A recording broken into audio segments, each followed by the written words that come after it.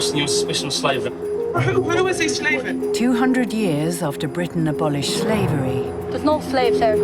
it's back. You were literally made to work and punished, almost like an open concentration camp. In the UK, 13,000 are said to be trapped in this hidden underworld. Mình xuất phát từ Việt Nam nhưng mà mình không nhớ chính xác. The Prime Minister, Theresa May, has described slavery as a barbaric evil, and the numbers continue to rise. This is organised crime on a scale the world hasn't seen before. For the past 2 years, we've had unique access to two of Britain's biggest slavery cases. You quite often beat them. No comment. They said that if you try and leave, we'll get to murder you. This is the story of Britain's modern-day slaves.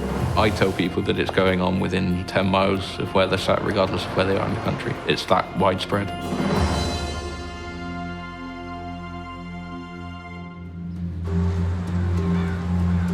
The wealthy, genteel town of Cheltenham in the Cotswolds. An unlikely place, you would think, to find slavery. But in recent years, this well-heeled town has been the centre of a major slavery investigation. It all began in 2008, with a grisly discovery at the bottom of a garden. My son came across this, what he thought was a football, and he kicked it with his foot to turn it over, and then he found that there were teeth in it, so it wasn't a ball at all, and it was actually a human head.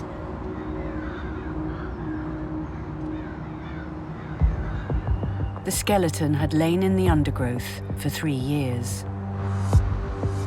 Its discovery would expose a world of slavery and horror that most people thought had disappeared 2 centuries previously. It was just skeletal remains, and we had to have DNA abstracted from the bones, and then there was a process of DNA profiling which enabled us to identify Christopher. The remains belonged to Christopher Nichols, a father of 2 from Bristol. He disappeared in 2002 when he was 37. He said to us, "I found a new job, Dad." He said, "I'm going to work for this lady up in Gloucester to help her as a handyman." He seemed quite happy about it, so we said, "Oh, fine, keep in touch with us." That's the last I seen of him. Through the bridge there is the house and the garden where Christopher's remains were found, and we were able to establish, once we'd identified him by his DNA, that this place was the last address that he'd lived at. We came to the premises here and spoke to the occupants, who we found to be William and Breda Connors. William Connors, known as Billy, his wife Breda and their children, are an Irish traveller family. They own travellers' sites in Gloucestershire and other counties. From their homes, they ran their family business, block paving driveways and patios. Unusually, their workers lived with them. At one point, that included Christopher Nichols. Their tale to us at that time was that in 2005, he left of his own volition. He just chose to leave, and he went off, and they didn't see him again. Our inquiries continued, and we were able to identify a friend of Christopher, who it turned out had been recruited by the Connors with him. And he told a very, very different story. The friend's account was backed up by another man, John, who was held by the Connors for 13 years. He's asked us to hide his identity for fear of reprisals. I went somewhere which was almost like an open concentration camp, where you were literally made to work and punished, on a regular basis. I couldn't see any means of getting away or escaping even. Christopher was the Connors' main salesman, responsible for bringing in the lucrative block paving jobs. If they didn't get any work for the Connors, then often they were subject to violence, and that was typical of the way that Billy Connors would behave. His actions could be quite extreme. Chris, he'd been beaten with a metal tow bar, which really hurt him badly. I heard the cries. We were all told to stay in our trailers while this was going on. Christopher did try to escape the Connors' clutches. Selwood's inquiries took him back to what was, at that time, Billy and Breeder's home.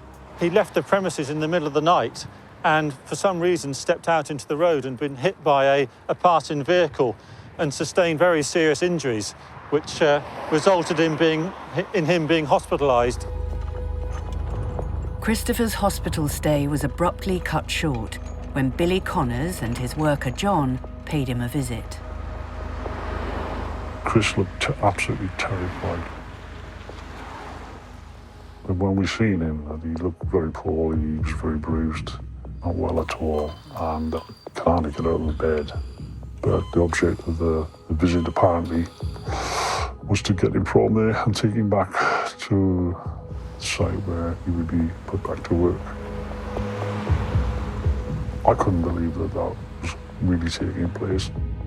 I was convinced that my boss was a psycho, totally inhuman.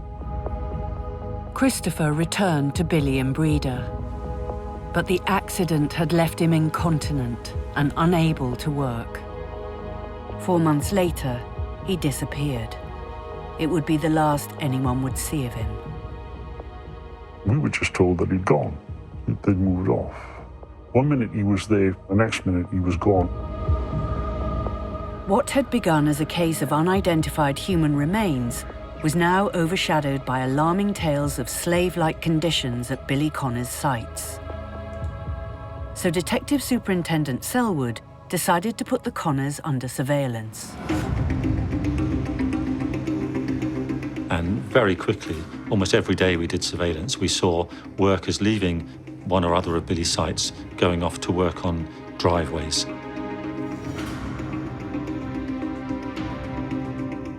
They worked in all weathers. That winter was a particularly cold winter with snow on the ground. They'd clear the snow and they'd carry on block paving and digging. They worked from dawn till dusk. Billy and Breeder drove their workers around the clock, 19 hours a day, 6 days a week, for as little as £5 or no pay at all. The men were given so little to eat, they were reduced to scavenging for food in dustbins. And there was more. Graphic evidence of Billy Connors' brutal treatment of his workers. We captured a number of assaults, and these images show Billy Connors here kicking and here punching a 17-year-old worker on his site at Beggar's Roost.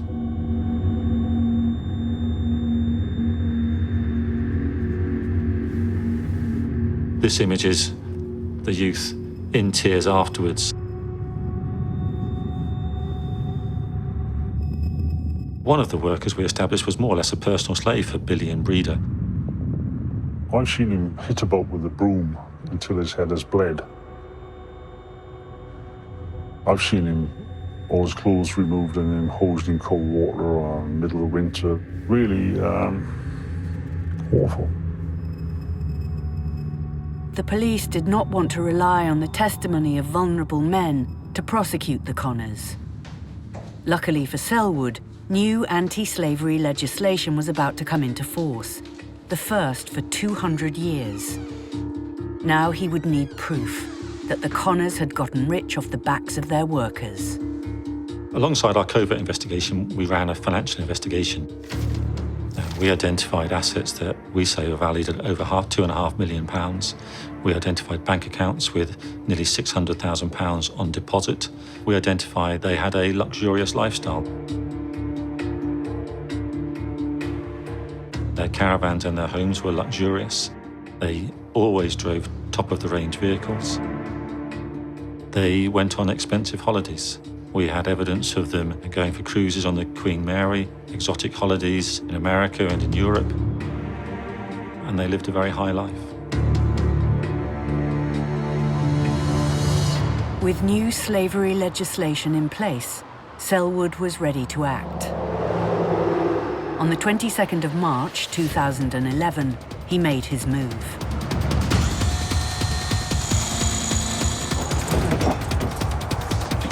150 police officers swooped on 3 sites belonging to Billy and Breda Connors.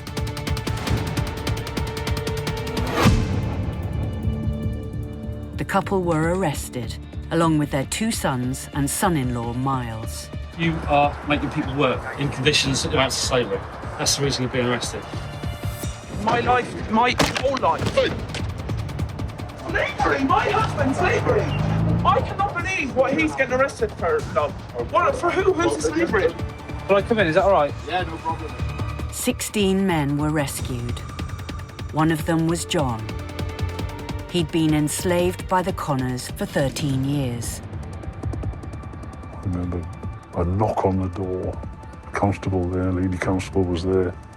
She said, I want you to get your things together. You come outside. And yeah, Elysium, I think.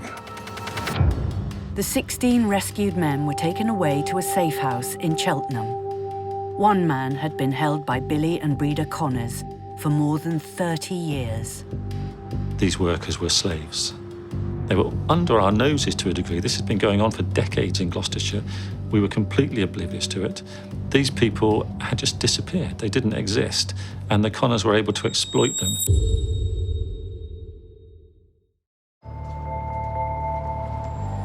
For decades, the Connors family had scoured towns and resorts across the UK looking for potential slaves. The South Coast was a favourite hunting ground for picking up vulnerable British men. September 2009, Bournemouth. Mark Ovenden had just lost his job, and he was struggling to make ends meet. I experienced some hardship. I started to feel very depressed. I withdrew myself. I isolated myself. I was living in a house that was due to be sold. Lost a job. I was on the very edge of destitution. But Mark's situation was about to take a turn for the worse. It was an evening in late September 2009, and I was just heading up to the soup kitchen here. There's a guy parked outside on this corner with, he was in a fairly nice car. He had his wife and his kid with him. And he asked me if I was looking for a job, said he could throw in accommodation, 3 meals a day, and I thought, why not? And so I went with him there and then.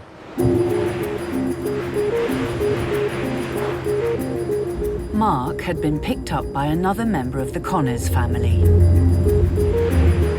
He was driven to a traveller's site called Greenacres, on the outskirts of the market town of Leighton Buzzard. This site belongs to Tommy Connors, a cousin of Billy and Breda. It wasn't until the next day that I noticed that anything was particularly wrong. The other workers at the site were living in a horse box. It would have been about 8 living in a horse box, which had kind of wooden bunks built into the side of it. You've seen the pictures of kind of the concentration camps, the long tunnel-like barracks, and it looked exactly like that inside. It wasn't just the living conditions that troubled him, but the inmates themselves.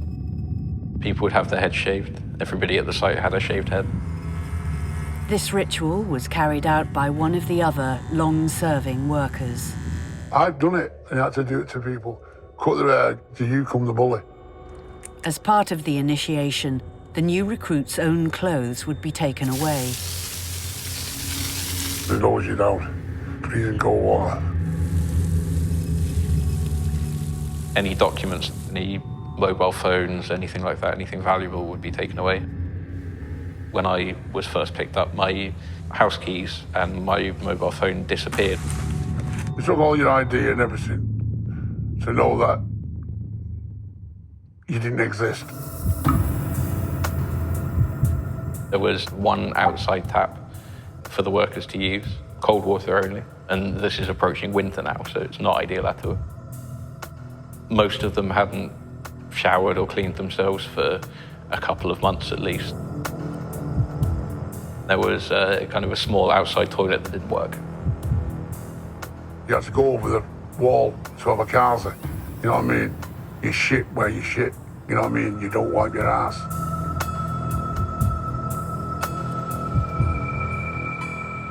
So this is Greenacres.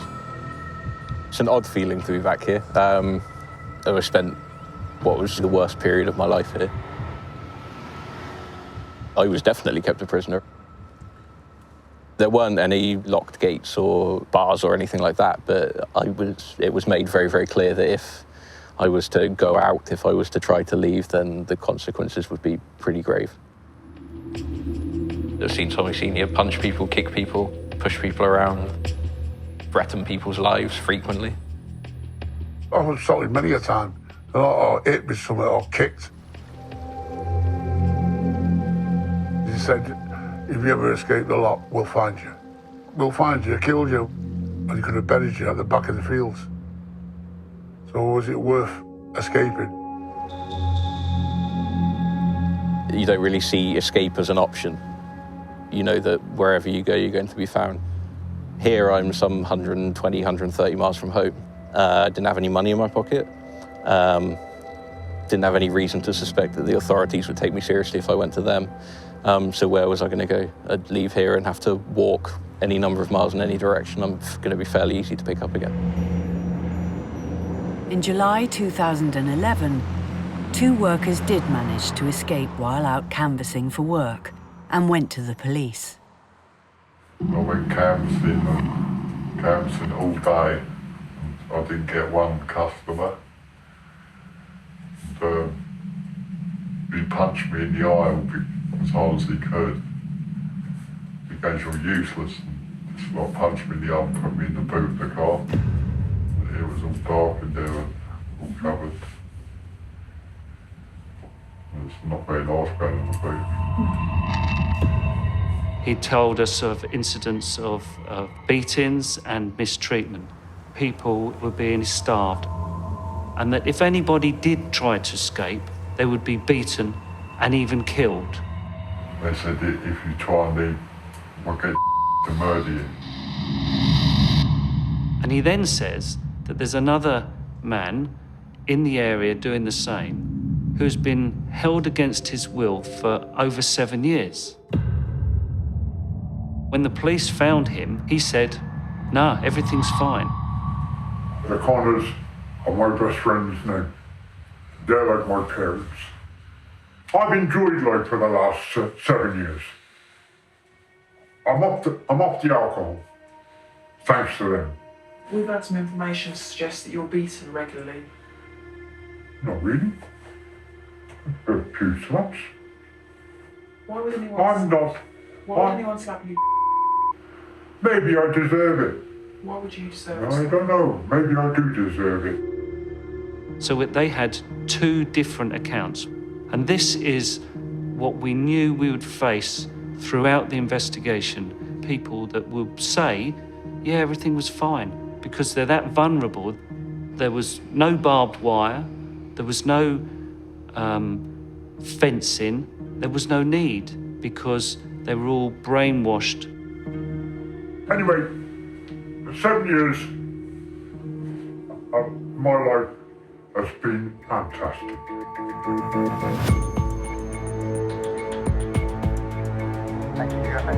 In September 2011, 200 police officers descended on the Connors site at Greenacres. You see 2 caravans in a van. And uncovered a world of squalor and horror. You had these poor people in pitiful dress, thin, pale, teeth missing, filthy, dirty, heads down, broken men. The only clothing they had was what they were wearing.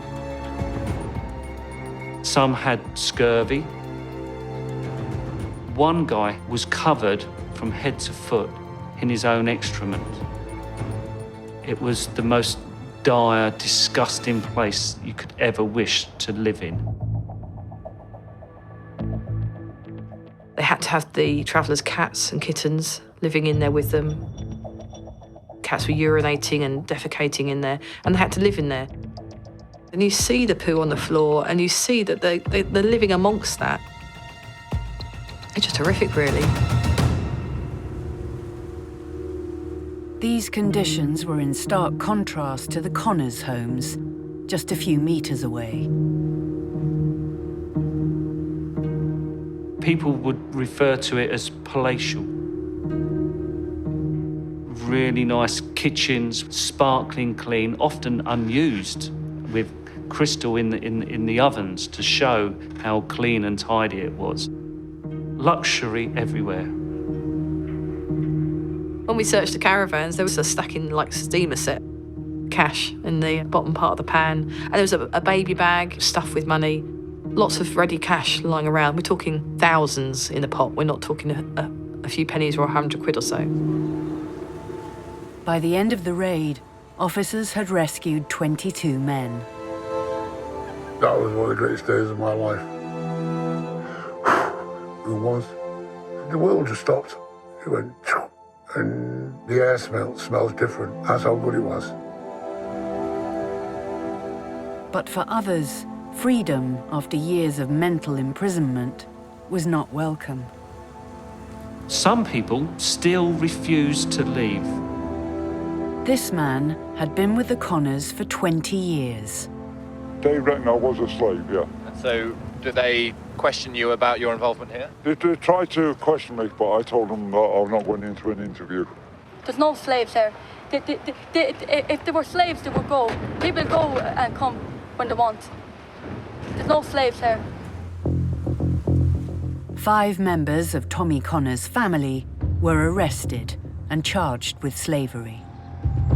Did you ever offer any violence to them? Did you beat them? Or No kick comment. them? Or injure them in any way? No comment. Anything that you want to comment on at all, Patrick? What I'm doing in this police station, work hard for a living, don't do anything wrong. It's just another thing to get back at our family again. But what do you work hard doing for a living?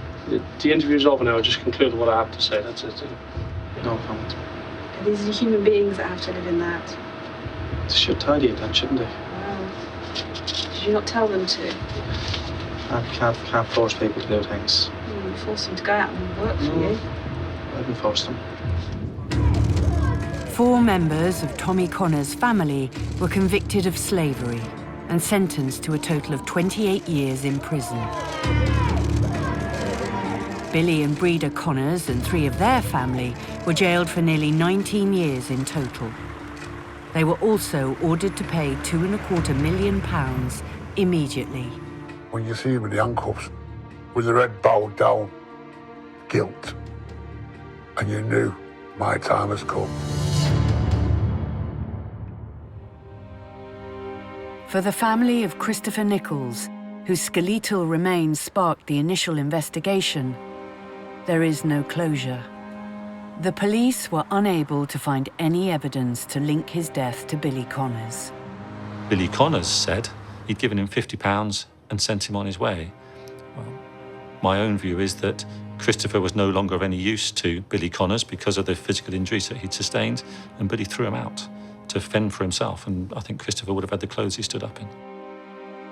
There was people that he'd taken in, and if he couldn't use them any longer, perhaps they were gone past the sell-by date where work was concerned, they would be fly tipped, yeah, basically taken to any part of the country and just dumped there.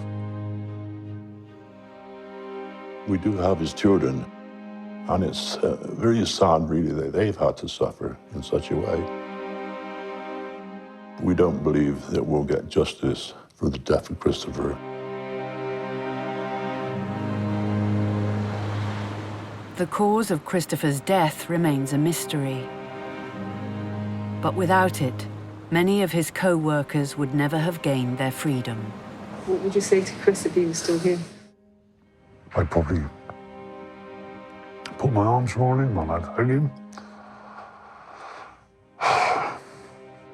I can't thank him enough, really. Thank you.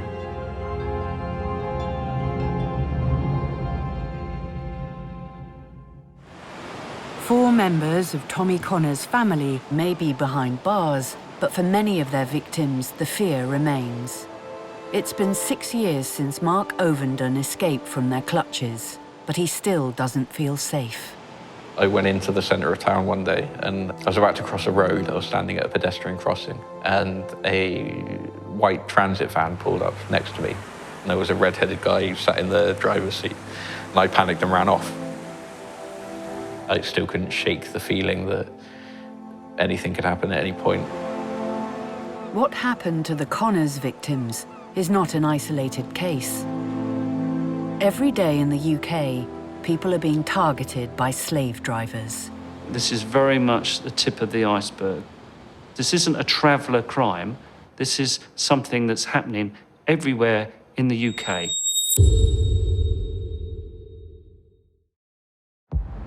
In 21st century Britain, slavery has taken root in every town and city.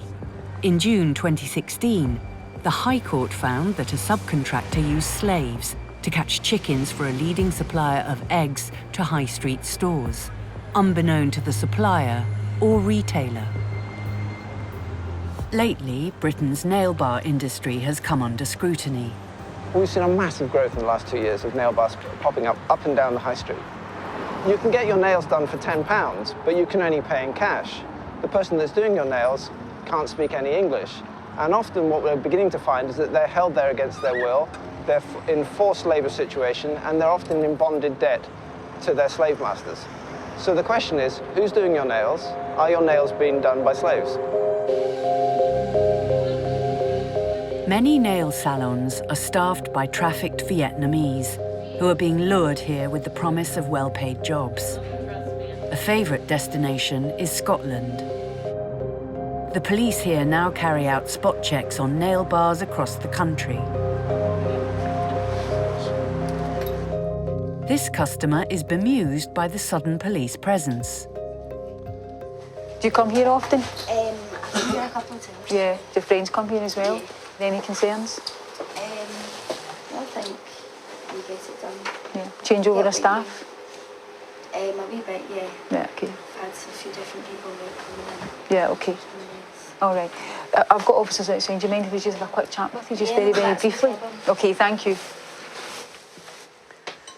One of the team has spotted a new worker in the corner of the shop who has raised his suspicions. We're just going to go into this office and I just want to have a very brief chat with you. Hi, how you doing? How's things? How did you arrive here? What was the journey? Hành trình đi từ đâu? Mình xuất phát từ Việt Nam nhưng mà mình không nhớ chính xác là đi qua bao nhiêu nước và phải đổi xe bao nhiêu lần, bởi vì đổi xe rất là nhiều lần. Do you know where you are? Mình không nhớ rõ đường, không nhớ rõ địa chỉ đâu. Doesn't remember exactly the address. No. We could meet people and they don't know that simple question of where they actually are. It's horrendous. They don't speak any English at all, so they have no understanding of what situation they're in or how to get themselves out of that situation. Can you ask him who has his identity card? Thế cái giấy chứng minh thư nhân dân của anh thì ai cầm? Không, mình cũng không có. Ngay từ khi sinh ra mình không có. I never have any identity card. Did you get paid enough? Có. Yes. Mọi người ở đây thứ nhất là mình đến đây vừa học vừa làm này, nhưng mà vẫn có lương. Thứ hai là người ta còn cho mình ăn ở đây rất là thoải mái. Can you ask him if he owes any money? Có nhưng mà không nhiều, mình không cần. Not much. Not much. How much? Khoảng mấy chục gì đấy thôi. You say to him, The boy is just 16. He's worried that he's said too much and he's going to be deported. Nhưng mình sẽ được ở đây và làm việc, sống ở đây tiếp. Thay đổi một cái gì cuộc sống mình cảm thấy rất hài lòng.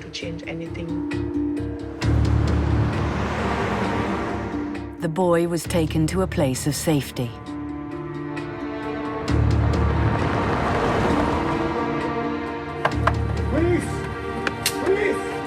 Scottish police tracked down the owner of the nail bar to a London suburb, 420 miles away. In September, he was convicted of trafficking offences and was sentenced to 12 months in prison.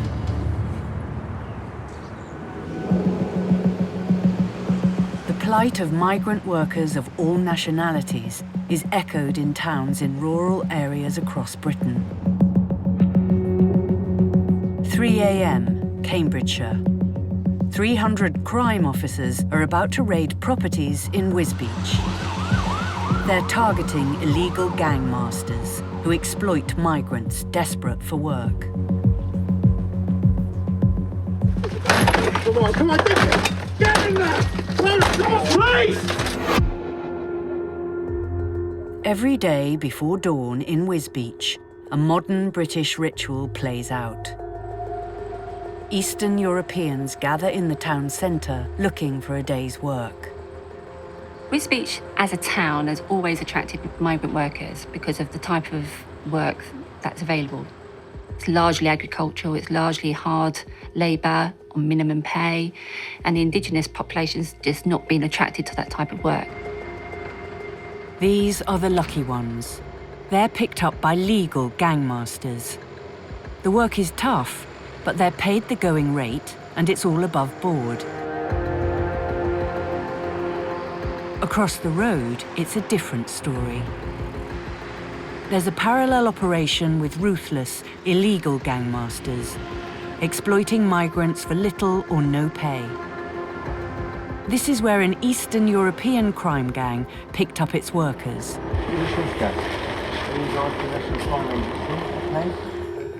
In their raids, crime officers find 80 workers who were taken away to safety. In the harm your defence, if you do not mention when questioned something which you later rely for. They also arrest 9 members of organised crime gangs.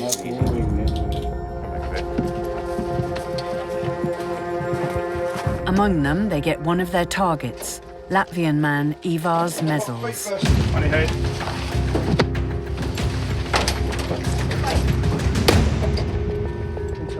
Just dress me up!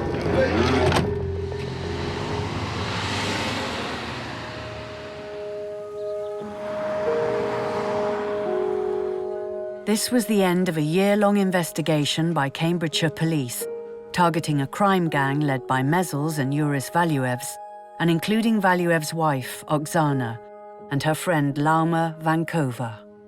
Ivars Mezels was extremely calculating. He was really able to understand vulnerability, to identify those that could be exploited. Okay, so this is the exhibits room. Here we have some adverts which were found at the home addresses, and they're written in Russian, and they've translated to workers required to work cabbages, potatoes and flowers. And the 2 telephone numbers there refer to Valuevs and Mezels. The adverts were placed in shops and on social network sites designed to target Eastern Europeans dreaming of a better life. Mezels was guaranteeing each individual work. If you come from an area where work isn't available, you don't have good living accommodation, come to me in Wisbeach and I'm going to guarantee you good employment, regular employment, above the minimum pay. You're also going to get accommodation, it's going to be good accommodation, and I'm going to look after your interests. The reality was very different. Workers were crowded into dilapidated homes, for which Mezels charged extortionate rents. We entered here at 4 o'clock this morning, and we found 7 males and 1 female. And when we were let in through the back door, there was 2 males actually asleep, sitting down with their feet up on each of these chairs here. They were just slept there. They had literally only just arrived. They'd been just literally dropped off by someone and said, this is where you're staying, dropped them off and then drove off. First bedroom, you've got damp going all the way along the top, all the way around, and if you look, you can see the discoloration on the wall. Damp all behind the beds, it's coming all the way up, the plaster's actually coming away from the wall. And that's somebody's head sleeping right next to it, which I wouldn't think is going to be very good for your health. It seems that people have been exploited. It's quite unnerving, really, that this is going on so close to home. Mezels and the gang sublet 8 such houses, generating around £10,000 a month in rent. But it wasn't enough. He also overcharged for transport to the fields and factories, where migrants would find that the promised work just wasn't there. but they still owed Mezels for their transport and rent, and now they were in his debt. Over here, we have one of the debt books that we seized from Mezels. It was actually in his car. Now, inside, as an example, you'll see rent, transport and debts recorded within this book. OK, this is a transport column. So there's dates at the top here, and you can see that one person has been charged £8 a day for transport, somebody else is £7. So they're earning very low amounts of money, and if you add up the money that they earned and you take away the rent and you take away the transport and you take away what Mezels says was a debt, they were left with a pittance very often at the end of that. Sometimes pence, sometimes nothing at all, and earning nothing for all of their effort.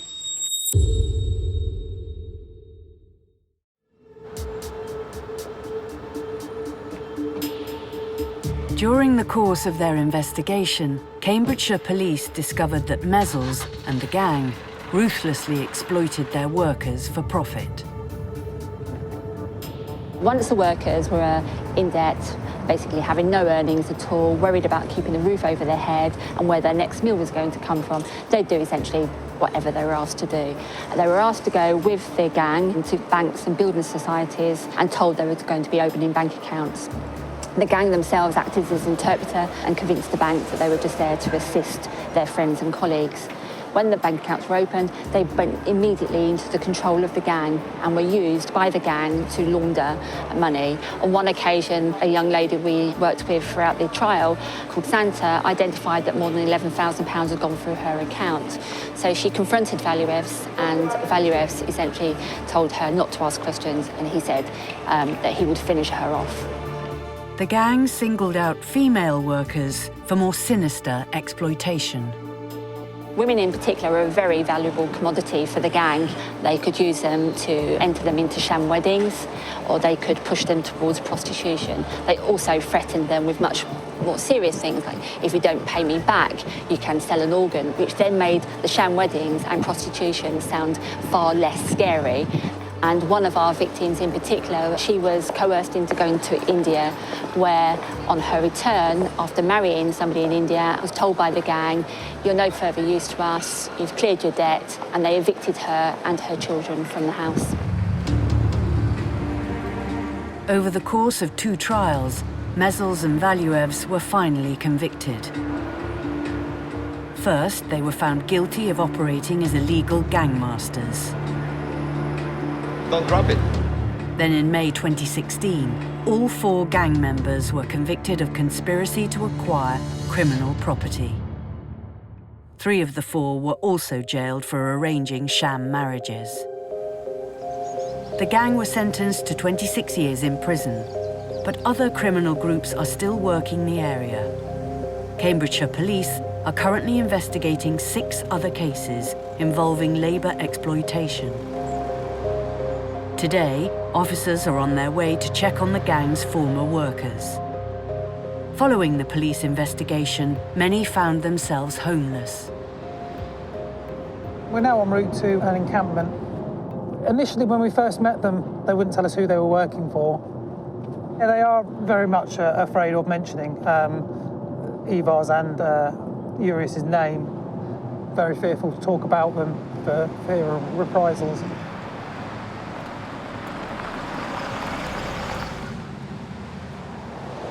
The makeshift camp is situated just yards from a busy main road. The conditions are squalid. The living area here, undercover, with their chairs. They've got a little table and their drinks.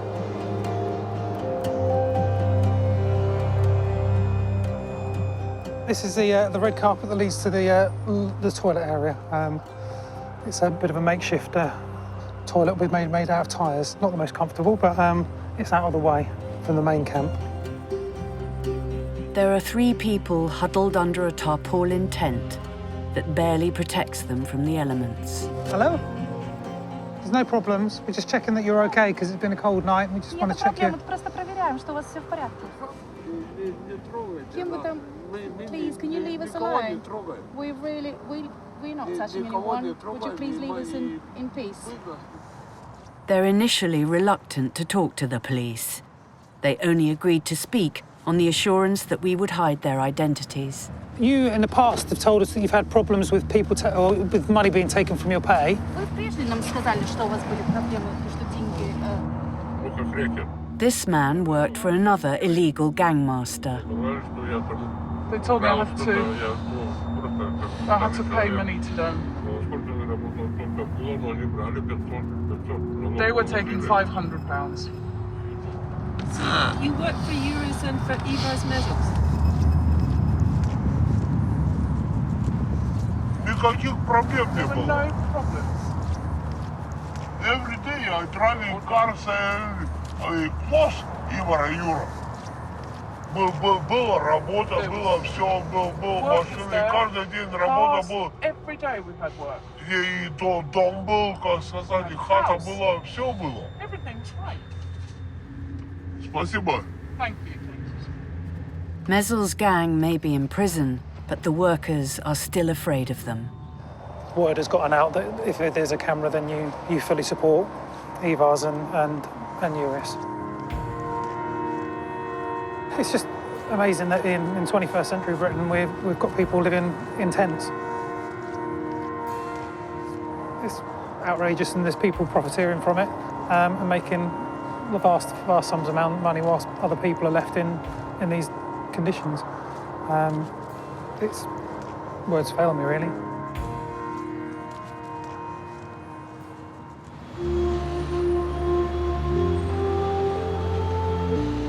Every night on the streets of London, as in our other major cities, organised crime gangs target vulnerable men and women for slave labour. I'm out tonight to warn the homeless that they're at risk of becoming victims of human trafficking. Hi, how are you? Charity worker Megan Stewart used to be homeless herself. She's made it her mission to spread the word about the trafficking gangs who lie in wait. The situation on the streets is definitely getting worse than what it's been. The reason traffickers seem to be targeting the homeless at the moment is because obviously it costs money to come in from Europe to the UK. Why bring people in when they're already here at the soup runs? I'm here, yeah, because the free food banks where you guys are accumulating are being targeted by human traffickers. If you could give me the details of any vans or suspicious people, I can work. A couple of months ago, they took them some couple of the guys somewhere like far. Yeah. I haven't seen them. The traffickers have learned about the soup runs, and they've also learned the rota of the soup runs, where the soup runs are going to be, who's going to be at those soup runs, and they've basically become a candy store for the traffickers. The more vulnerable they are, the more likely they are to be targeted. So if you don't speak any English, if you're looking forlorn or you're a drug addict or alcoholic, that's the type of person that the trafficker's looking for. Someone that's not going to be missed.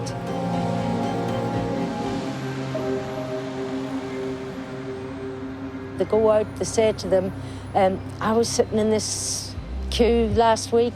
These guys came along, they offered me work and accommodation. I've not looked back, mate. And they've got a couple of openings. So, you know, the guys, because they're cold, because they're hungry, think, Jesus, great, get in the van, and that's it.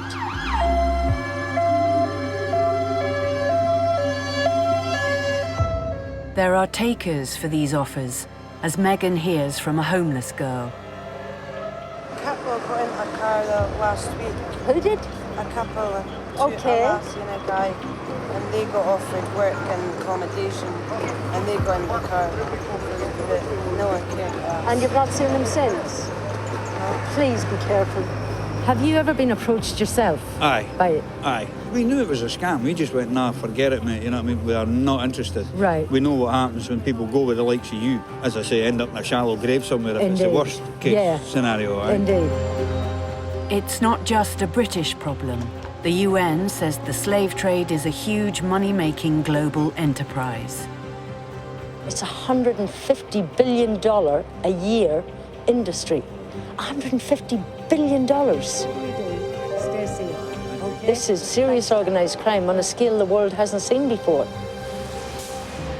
Drugs are massive, huge industry, but you can only sell drugs once. People can get sold over and over and over again.